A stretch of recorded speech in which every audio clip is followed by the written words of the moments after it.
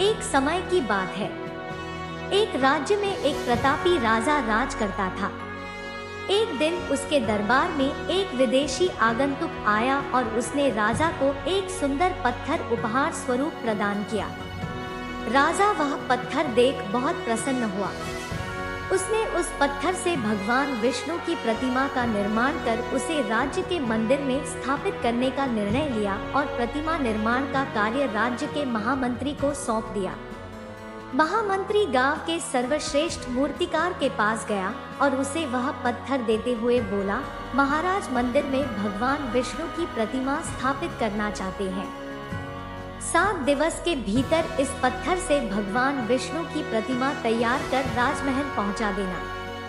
इसके लिए तुम्हें 50 स्वर्ण मुद्राएं दी जाएंगी।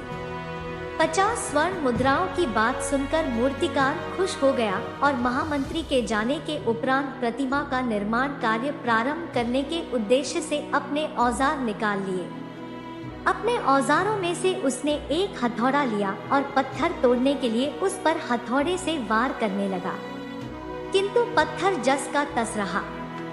मूर्तिकार ने हथौड़े के कई वार पत्थर पर किए, किंतु पत्थर नहीं टूटा।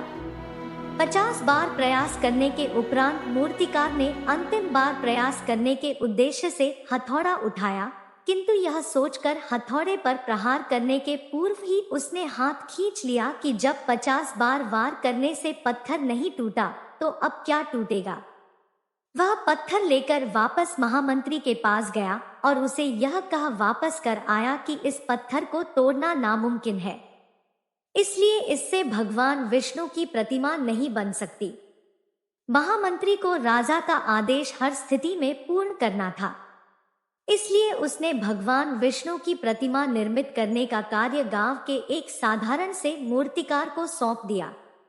पत्थर लेकर मूर्तिकार ने महामंत्री के सामने ही उस पर हथौड़े से प्रहार किया और वह पत्थर एक बार में ही टूट गया।